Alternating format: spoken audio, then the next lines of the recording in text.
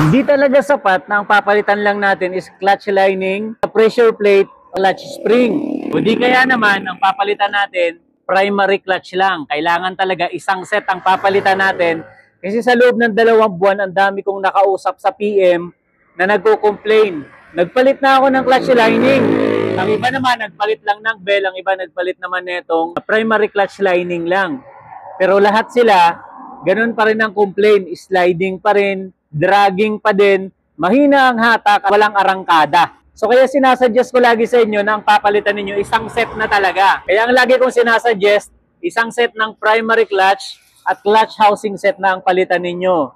Mapa-wave man yan, wave 100, wave 125, XRM 125, or XRM 110. Isang set talaga. Meron lang kasi tayong isang set dito sa mga Honda.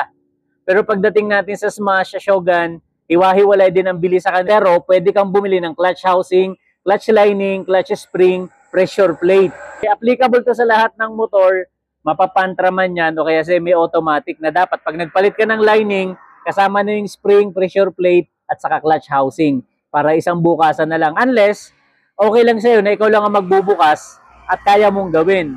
Pero kung magbabayad ka ng labor, much better talaga na isang set ang papalitan ninyo. Alright? So kung may mga katanungan at suggestion, kalapag mo lang sa baba ng video to at pag-uusapan natin yan sa comment section. Kung may katanungan ka at hindi ako nakapag-reply, i-PM mo na kaagad ako. Kasi minsan, nare-restrict ako kaya hindi ako nakapag-reply sa mga tanong ninyo sa comment. Okay? So like, follow, and share na rin, lalo na doon sa mga kaibigan ninyo na may problema din pagdating sa sliding and dragging. Okay? Just make sure to check this out on my yellow basket. And once again, this is your Super Dad Finds. We'll see you around.